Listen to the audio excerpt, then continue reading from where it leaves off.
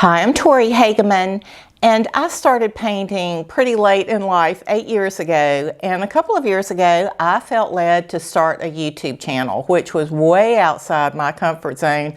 I had no idea how to even start such a thing. I knew absolutely nothing about filming or editing, so it's been quite a journey, and I'd like to share just some of the highlights of that process.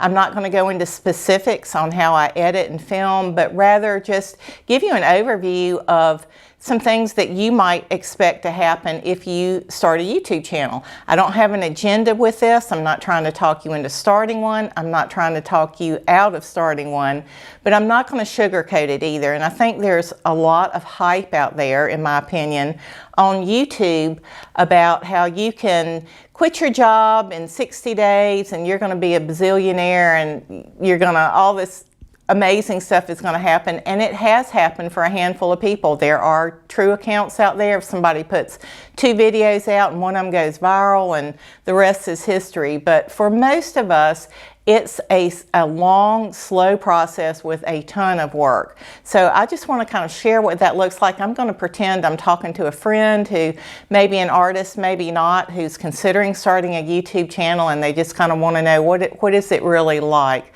So let me share some of my thoughts about that. Stay tuned.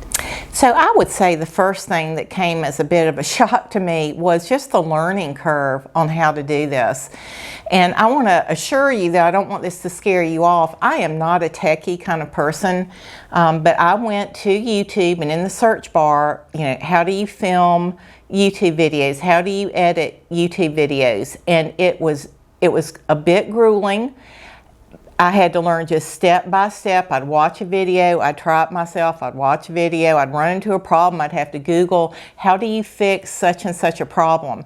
So it was just a grueling process. But like anything that you're learning to do, once you learn to do it, it gets quicker and quicker. So now I know how to add different, they call it B-roll. So most people now apparently have the attention span of a gnat. And with so much to choose from on YouTube, you have to keep your video moving. So you have to add what they call B-roll. So there, if you look at my regular videos, you'll see, like in the introduction, I'll have a lot of, the screen will be changing constantly. There'll be different pictures, there'll be different videos, I'll have music.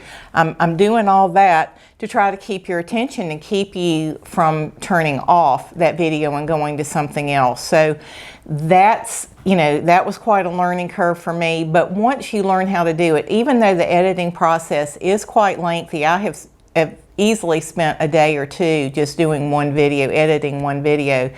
The fact that I've done it so many times now, I have done 68 videos. 66 of them have been published. I've actually done a lot more than that because I also have some videos on Skillshare. I'm going to talk with you about that in a minute. But the more you do it, the easier it'll get, and there are answers for you out there. It would be easier if you had someone who could sit down with you and just show you how to do it. I did not have that luxury. I just grueled through every single video and learned how to do every piece. But if I can do it, you can do it too. So I mentioned Skillshare, and actually before I put a video out on YouTube, I submitted a course to Skillshare. I felt very led that that was to be my first step, and I was so glad that I did, because Skillshare has a very high quality standard. And when I submitted my first video to them, they said, they were real nice about it, but they said, you know, the audio on this is not good, and the lighting isn't good, and it's going too slow. That's where I learned about B-roll. You need to add some other things to make it more interesting. And I was so grateful for that, because you don't know what you don't know. For example, I was just using the microphone that's built into my camera, but now I've bought this. Here's my long microphone. This was very inexpensive, but the sound quality on this is 10 times better. If I was using just the camera, it would sound kind of echoey and not as clear. I've got these big box lights on either side of me. It's amazing. You can be filming on a sunny day with lights on, and if you don't have auxiliary lights, you're going to look like you're just in a black hole. It's amazing how much lighting it takes. These, I think I bought them on Amazon. I think they were maybe $100 or less for the pair of these. So the thing is, when you go on YouTube, if you have quality issues, you're not going to know about it unless someone happens to write in and say, hey, you know, this doesn't sound good, or this isn't good quality. But you might be losing people because you haven't stepped up a little bit. But I would definitely suggest on the audio, invest in a little lapel mic. They're very inexpensive, but the quality made a lot of difference.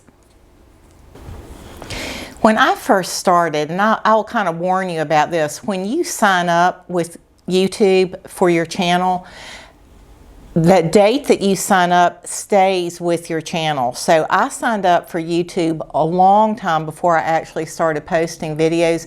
So it looks like my channel has been up for much longer than it actually has, which makes it look like the growth has been much slower than it's really been. So you might want to wait until you're ready to actually start, within a month, before you're ready to start putting some videos out.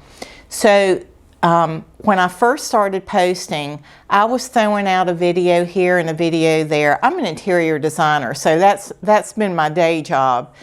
So these videos were done on the side and on the weekend and just in between work. So I wasn't throwing out videos consistently. And I'm going to show you some graphs of what I'm talking about. But I got off to a very, very slow start, which can be very discouraging if you feel like you're putting work in and you're not seeing some growth. But then I had one video that just took off, and it started climbing and climbing and climbing. I was getting so excited. I was like, oh my gosh, it's going viral. But as quickly as it went up, it went down. So, but it was exciting to see that that could happen with a video.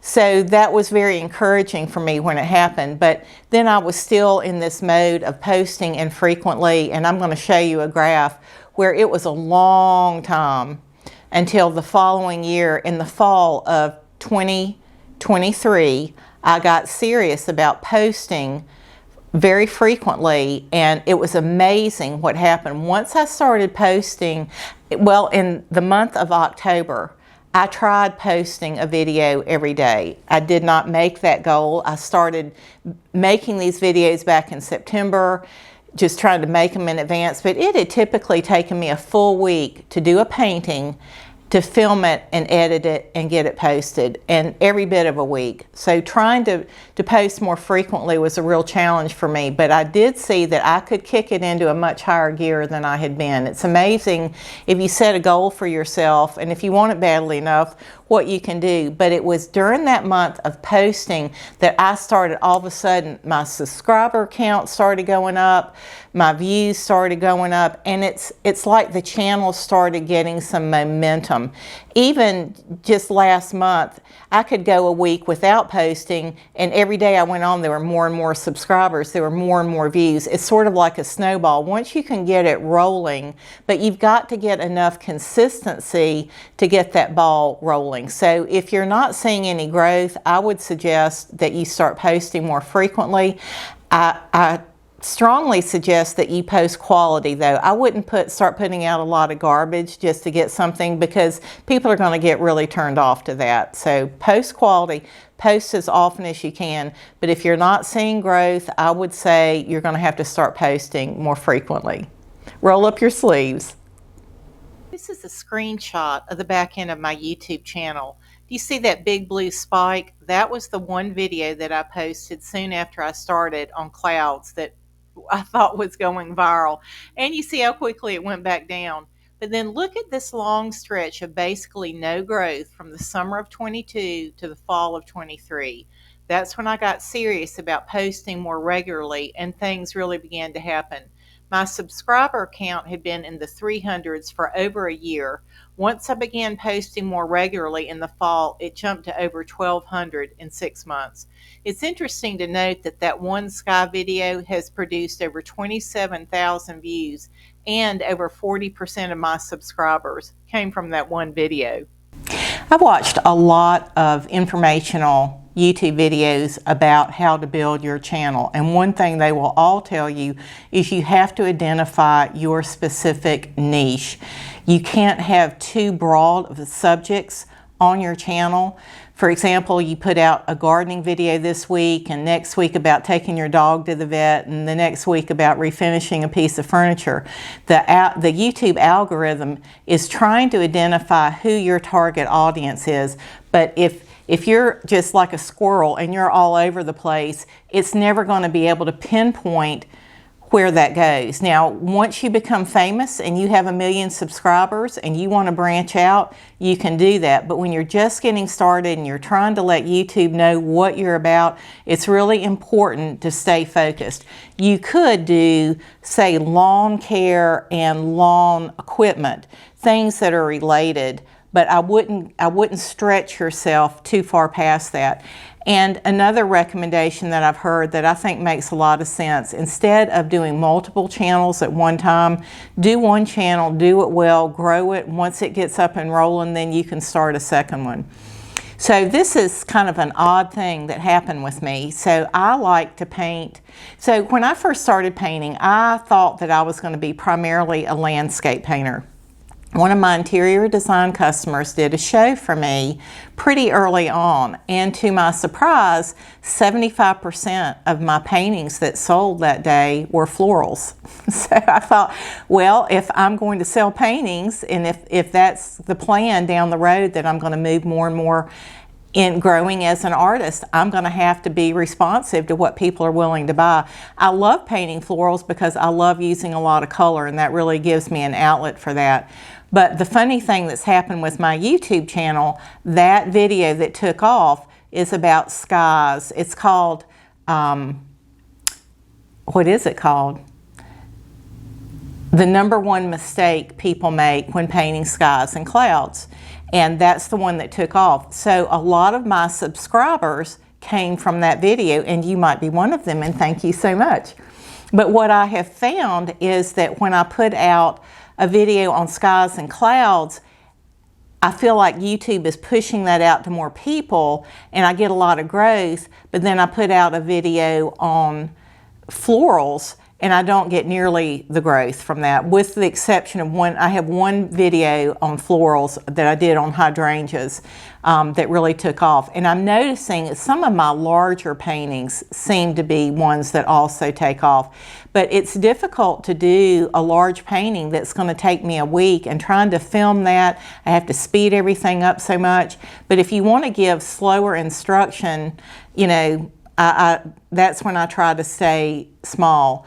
But it's sort of forced me into this niche of landscapes and skies, but I get bored painting the same thing over and over. I've got to be able to paint landscapes, and then I need a break, and I want to paint some florals. I need a break. I want to do a still life. I need a break. I want to paint an animal. So I need that variety. So I'm just sharing my thoughts about your niche. You need to decide what that's going to look like for you. But for me, I need that variety. I feel like it might be hurting my channel some. I've considered doing a separate channel on florals. I've considered just doing floral videos on Skillshare and keeping my YouTube channel just landscapes. And I'm praying about that. I'm trying some different things. I'm not really sure what I'm going to do.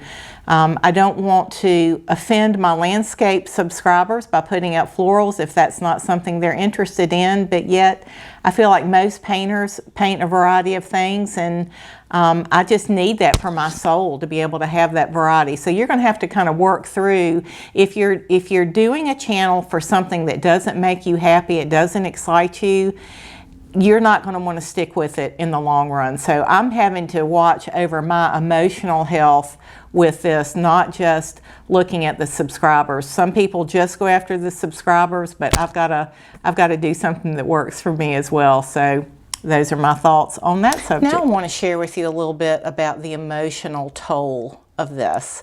Several things. The first time that I saw myself on film, it was kind of horrifying. I'm not one who even likes to have my picture taken. So to see how much I've aged, to see how crooked my teeth have gotten, to hear that lisp a little bit in my voice. I'd never heard that before. I realized I speak very slowly, and I've really had to speed up a lot. I tend to pause a lot when I'm thinking. So you have to kind of work on those things. But just seeing myself on film, I remember the first time that a YouTube video of mine popped up on my channel, and there I was out there in the world on YouTube. It was really disturbing. It was kind of exciting, but it was kind of disturbing. You're really putting yourself out there. So that was sort of an emotional hurdle that I had to get over. And I had to learn to talk a little faster, to pick up the pace, to not have those long pauses. When I do, I try to edit those out.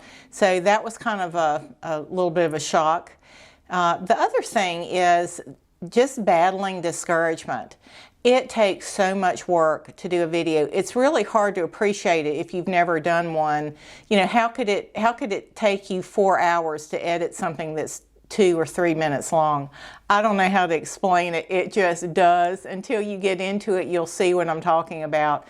But to put that much time and energy into something, and for it to just, you throw it out there, and for it not to produce anything.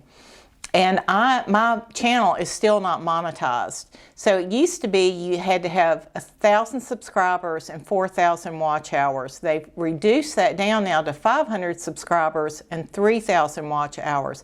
So I'm well over 1,000 subscribers, but it's the watch hours. You can put out a 15-minute video, and the average view duration, which is the average number of minutes that people watch your video, it might be 3 minutes. So when you put out a shorter video, it might be 1.5 minutes. So when you're trying to come up with 3,000 hours, not 3,000 minutes, and you have to accomplish that within a 12-month period of time. So I am still I'm expecting to be monetized within the next few months at the trajectory that I've been going, but it's been discouraging at times. And there are a number of videos, particularly at first, that I put out there, and I might get 100 views, and that's it, and no one ever looks at it again, and I put all this work into it. So discouragement has been a real battle for me. So I would encourage you, just know that if you're going to do this, go in it with the idea it's going to be for the long haul. You might not see instant success. You might have to put a lot of videos out there before you start seeing any return from it. I remember when I first started painting, I was so sensitive to what people thought of my work that if they liked it and they commented on it, I felt good about myself. If they didn't like it, or more typically, if they just didn't say anything, then I would feel bad about myself. And I realized that I had really allowed myself to get attached, my identity to get attached to the artwork and how people were receiving it. You have really got to get over that if you're going to do a YouTube channel, because you are not that YouTube channel. You are not that video. There's a lot more to you than that. And I've had videos that people really responded well to that I thought were okay. I thought the paintings were okay. I've had other videos where I really put a lot of work into it. I thought the painting was exceptional, and it didn't do anything at all. So you can't, you know, you will be on an emotional roller coaster with this if you allow yourself to become too one with this channel. You need to keep some emotional distance. Hey, if you'd be interested in seeing more about how I do YouTube, leave a comment in the box below, and if there's enough interest, I'll do some additional videos for this. I'd love for you to like and hit subscribe so you won't miss the next free video that's coming out soon. Thank you so much for watching. God bless.